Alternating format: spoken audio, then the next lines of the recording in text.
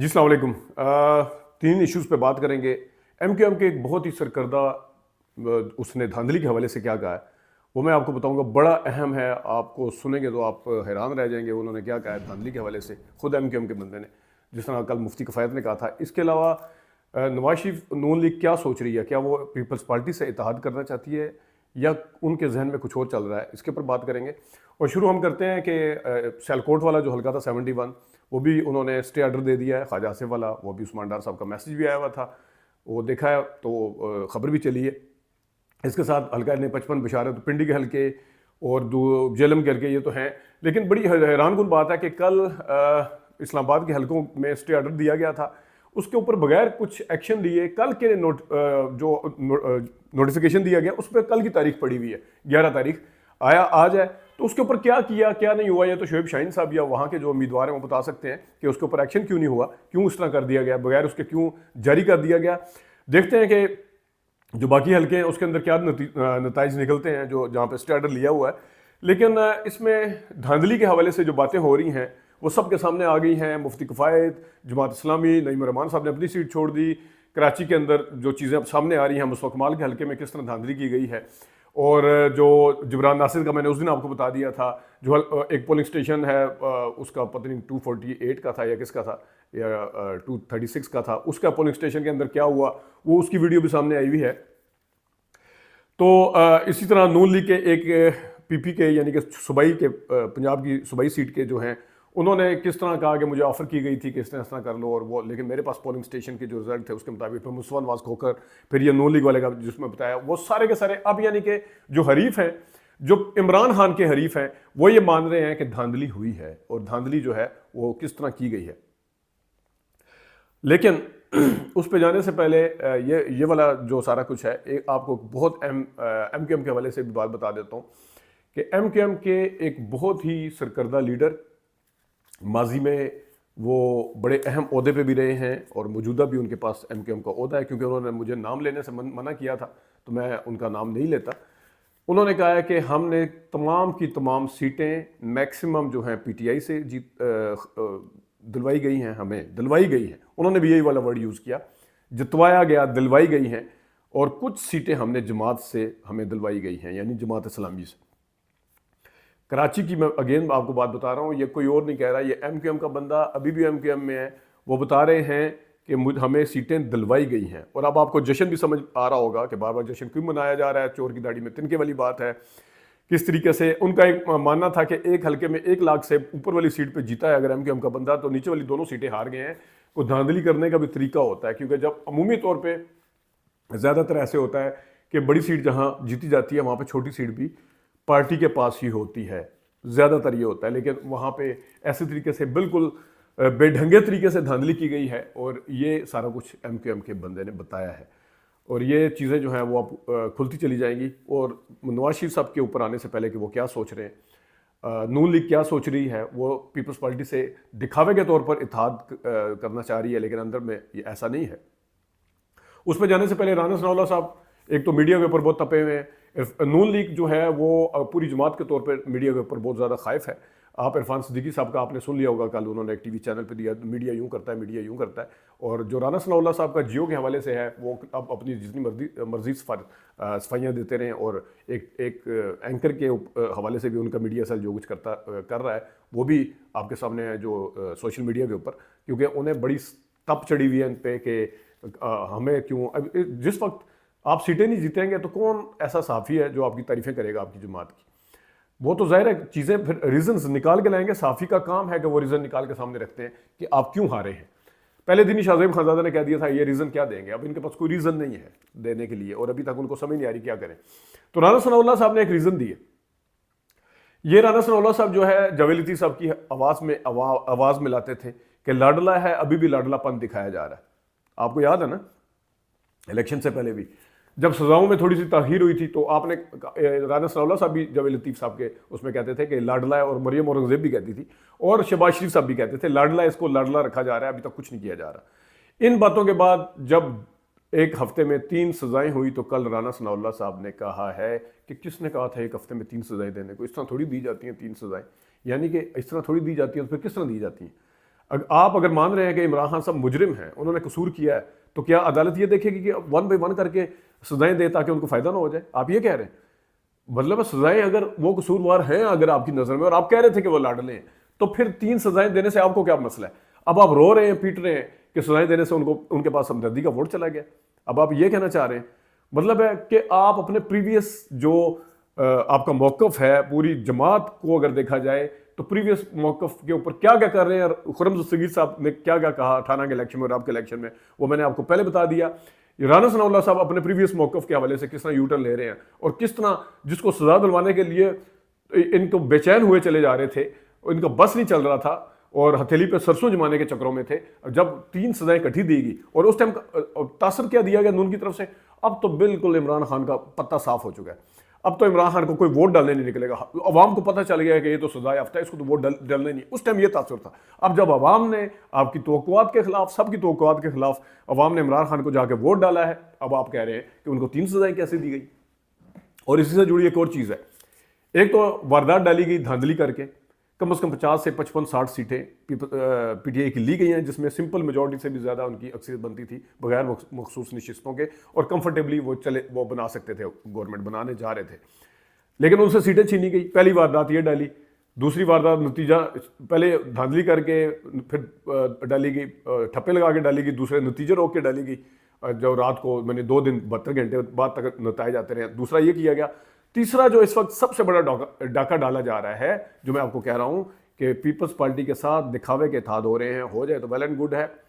اگر نہ ہو تو پی ایم ایل این کا اس ٹائم ٹوٹل ٹارگٹ جو ہے وہ پی ٹی آئی کے آزاد امیدواروں کو کھیتنا ہے۔ کل دیکھا ہوگا آپ نے کس طرح وسیم قادر کے حوالے سے جشن منایا گیا ہے،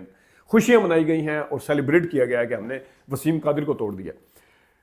پی ٹی آئی کے امیدوار، میں نے جس طرح اس دن کہا تھا کہ بینگن چمٹے اور انار کے نشان پہ جیتنے والوں کی اپنی کوئی حیثیت نہیں ہے، انہیں پتہ ہے کہ ہم کسی حیثیت میں نہیں ہیں، تو وہ امید یہی کی جا سکتی ہے کہ وہ ڈٹے رہیں گے۔ لیکن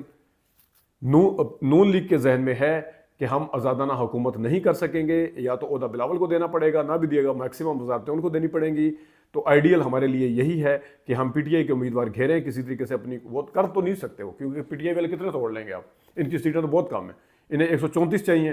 سمپل، میں مخصوص نشستوں کے علاوہ کہہ رہا ہوں، تو ان کی تو آپ کے سامنے 80 ہیں، کتنی ہیں، تو کتنے توڑ لیں گے؟ 20 توڑ لیں گے ان کے، پھر بھی نہیں ہو سکتا۔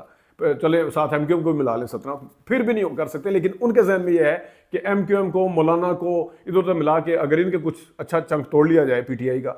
تو ہم کمفرٹیبلی بنائیں گے اور اس میں پیپلز پارٹی کا پتہ صاف ہو جائے گا، اور ہم آرام سے مزے سے حکومت کریں گے۔ وہ حکومت بھی ہماری کہلائے گی، اس میں کسی کو اتنی زیادہ وہ زیادہ آزاد امیدواروں کو کہاں مطلب وہ دیں گے وہ اتنی وزارتیں جس طرح پیپلز پارٹی کو دینی پڑنی ہیں۔ اور زرداری صاحب تو آپ کو پتہ ہے، اور دوسری طرف زرداری صاحب بھی اس کوشش میں ہے کہ پی ٹی آئی کے آزاد امیدوار توڑ لیے جائیں۔ چلے زرداری صاحب اس حوالے سے مشہور ہیں، سارا کچھ ہے۔ یہ جو اقدار کی سیاست کرنے آئے تھے میاں صاحب، اب مجھے ایک چیز بتا دیں کہ جس کے نام کے اوپر ووٹ پڑا ہے عمران خان ہے، وہ آپ کا سب سے بڑا حریف ہے، اس کو آپ ایک نظر نہیں دیکھنا چاہتے، آپ کی نظر کے اندر وہ اس نے ملک کو تباہ کیا، برباد کر دیا آپ کی نظر کے اندر۔ تو اب ان کا مینڈیٹ جس کے نام کے عوام نے آپ کی بات کے اوپر یقین نہیں کیا، عوام نے یہ نہیں یقین کیا کہ عمران خان نے ملک تباہ کیا ہے، عوام نے یہ یقین کیا کہ اس ملک کو اگر کوئی سنبھال سکتا ہے یا سنوار سکتا ہے یا مستقبل میں کوئی لیڈ کرے گا تو وہ عمران خان ہے۔ اس کے نام پہ پڑنے والا ووٹ آپ کو کیسے عزیز ہو گیا راتوں رات؟ اس کے نام کے اوپر جو ووٹ پڑا ہے وہ عمران خان کے نام کے اوپر، آپ کے بیانیے کے بالکل اپوزٹ تھا، آپ کی نظر میں وہ مذہبی گستاخ بھی ہے، آپ کی نظر میں وہ غدار بھی ہے، آپ کی نظر میں اخلاقیات سے گرا ہوا بھی ہے، آپ کی نظر میں کرپٹ بھی ہے۔ اس کے نام کے اوپر عوام نے ووٹ ڈالا، آپ کے بیانیے کو عوام نے مسترد کر دیا۔ اب آپ کس منہ کے ساتھ اس کے لیے ہوئے ووٹ، اس کے نام کے اوپر لیے ہوئے ووٹ لے کر آپ سیاست کریں گے؟ یہ اقتدار کی سیاست ہے، یہ صرف اقتدار کی سیاست ہے، جہاں کوئی اصول نہیں، کوئی رول نہیں۔ یہ جو میں پہلے دن سے کہہ رہا ہوں، میری کوئی بھی ویڈیو اٹھا کے دیکھ لیں کہ ان کے اوپر یہ وہ ملمہ کاری ہوتی ہے، کیا ہوتی ہے؟ کھول ہے، ایک کھول، وہ کھول چڑھایا ہوا، وہ جو ایسا ایسا کھل رہا ہے۔ پہلے انہوں نے اپنے آپ کو کہا جی ہم اخلاقیات کے دائرے میں، 90 کی سیاست میں جو کچھ کرتے رہے وہ بھی آپ کے سامنے ہے، اب جو کچھ کرتے رہے ہیں بیچ میں وہ سب آپ کے سامنے ہے۔ عمران خان کے نام لے کے، عمران خان کی بیوی کے نام لے کے جو کچھ ہوتا رہا ہے، جو کچھ یہ خود کرتے رہے، جس قسم کی خواتین کے حوالے سے انہوں نے بیانات دیے، وہ سب پہلا کھول تو وہاں پہ اترا تھا۔ دوسرا، وہ ووٹ کے ذریعے سے آئے گی، ووٹ کے ذریعے سے جائے گی، تو راشد صاحب یہ کہتے تھے نا، اب ووٹ کے ذریعے سے آئی ہے نا عمران خان کی حکومت، اکثریت ہے ان کے پاس، چلیں حکومت آپ بنائیں، آپ کا حق ہے. اول تو ظاہر ہے ان کی دھاندلی کا مسئلہ حل ہونا چاہیے. اگر ان کے ساتھ دھاندلی ہوئی ہے 50 سیٹیں لی گئی ہیں 55، اس کو تو خاموشی سے نہیں بیٹھنا چاہیے. لیکن ظاہر ہے جو نون لیگ کے پسندیدہ صحافی ہیں وہ تو دھاندلی کو بالکل سائڈ پہ کیے بیٹھے ہیں. وہ تو بس نون اور پیپلز پارٹی میں سے کسی ایک کو بنا کے بس دم لینے کے چکروں میں ہے. لیکن اول تو وہ دھاندلی کو پر ہونا چاہیے. چلیں اگر یہ بھی ایک حق ہے جمہوری کہ اگر دو پارٹیاں ایک اکثریتی پارٹی سے زیادہ مل کے سیٹیں لے لیتی ہے، بنا سکتے ہیں تو بنائیں، آپ مل کے بنائیں. لیکن آپ کم از کم پی ٹی اے کے تو امیدوار نہ توڑیں. آپ کم از کم اس بیانیے کو لے کے جنہوں نے لوگوں نے ووٹ ڈالا ہے ان کو تو ان کے دل تو نہ توڑیں. اب وسیم قادر کے گھر کے بارے احتجاج ہو رہے ہیں، جنہوں نے ووٹ ڈالا ہے وہ جو مطلب ہے جس طرح نون لیگ پی ٹی آئی کے کسی عمران خان سمیت پی ٹی آئی کے کسی بندے کو نہ ووٹ ڈالنا چاہتی ہے نہ کچھ نفرت کرتی ہے، اس سے زیادہ نفرت تو میرے خیال میں پی ٹی آئی کے لوگ ان سے کرتے ہیں. اب وہ ان کا جن کو انہوں نے ووٹ دیے ری ایکشن میں آگے دیے، جس طرح دیے، عمران خان کی محبت میں دیے، نواز شریف کی نفرت میں دیے، وہ اس عمران خان کو کے نام کے اوپر ووٹ پڑا ہے. اس ووٹ کو آپ کیسے مقدس جان کے اور حکومت بنا سکتے ہیں؟ یہ تو آپ کا اپنا بیانیہ کیا ہے، صرف اقتدار ہے اور کچھ نہیں ہے. مطلب آپ اسی لیے آئے ہوئے ہیں کہ کسی کوئی جس طریقے سے بھی اقتدار ملتا ہے، کسی کو اوپر گھسیٹ کے، کسی کے مینڈیٹ کے اوپر ڈاکہ ڈال کے، جس طریقے سے بھی اقتدار ملتا ہے آپ اقتدار لیں اور چلیں اللہ خیر صلی اللہ. یہ اصول ہے صرف. وہ کدھر اقتدار کی سیاست کرتے ہیں، ہم اقتدار کی نہیں کرتے. یہ کہتے ہوتے تھے نا، وہ رٹا لگا کے جو یاد کروایا جاتا تھا کہ آپ ہم کہیں گے کہ اقتدار کی، وہ جو بندہ رٹا لگاتا تھا اس کا بھی مجھے پتا ہے. ویلیوز کی سیاست کرتے ہیں جی، پالیٹکس کی، اقتدار کی نہیں کرتے. تو کدھر ہے وہ؟ آپ اقتدار کے لیے مرے جا رہے ہیں، اقتدار کے لیے پاگل ہوئے جا رہے ہیں. جا کے اگر تھا تو ٹھیک ہے، اکثریت تھی تو آپ ووٹ ڈالیں، حکومت بنائیں. آپ کا جمہوری حق ہے. جب حکومت کے لیے آپ کے پاس ووٹ نہیں ہے تو آپ اس کے مخالف جنہوں نے آپ کو لان تان کر کے اگر دیا ہے، یہی میں اگر عمران خان اگر اس طرح کر رہے ہوتے، لوگ نواز شریف کو ووٹ ڈال دیتے عمران خان کے اوپر لان تان کر کے، اور عمران خان حکومت بنانے جا رہے ہوتے تو ہم اسی طرح تنقید کر رہے ہوتے کہ یہ غلط کر رہے ہیں، جمہوری روایات کے خلاف ہے. تو اب آپ کو آپ کے ری ایکشن میں آپ کے اوپر غصہ کر کے ووٹ دیا ہے لوگوں نے، عمران خان کو دیا ہے، نواز شریف کے نام پہ نہیں دیا. لیکن نواز شریف کے نام کا ووٹ جو ہے، عمران خان کے نام کا ووٹ اب نواز شریف کو عزیز ہو گیا ہے. وہ حکومت بنانے جا رہے ہیں، ان کے بندے توڑنے کی کوشش کر رہے ہیں، ان کا بس نہیں چل رہا. 20 بندے اگر توڑیں گے تو 20 کے 20 عمران خان کے نام کے اوپر ووٹ لے کے آئے ہیں. کس منہ سے کے ساتھ آپ عوام کو بھی دھوکہ دیں گے اور آپ خود اپنے بیانیے کو دھوکہ دے رہے ہیں. بیانیہ تو کوئی ہے نہیں ہے جو خود ماضی میں عمران خان کے خلاف بات کرتے آئے ہیں. اس کو اس کا مطلب آپ مان رہے ہیں کہ ہم غلط بات کر رہے تھے کیونکہ آپ نے تو ان کے ری ایکشن میں جو ووٹ پڑے تھے آپ ان کو عزیز سمجھ رہے ہیں اس ٹائم. تو یہ ناظرین کچھ چیزیں تھیں. اور اس وقت قاضی فیصل صاحب کو اپنا رول پلے کرنا ہوگا. ایک غلطی ہوگی تھی لیکن وہ غلطی ٹھیک ہے، اس ٹائم انٹر پارٹی الیکشن نہیں کروائے تھے، آپ سے ہوگی یہ غلطی جو، لیکن اب تو کم از کم ایک پارٹی بغیر اس کے بیٹھی ہوئی ہے، جلدی سے آرڈر کریں، حکم دیں. جب آپ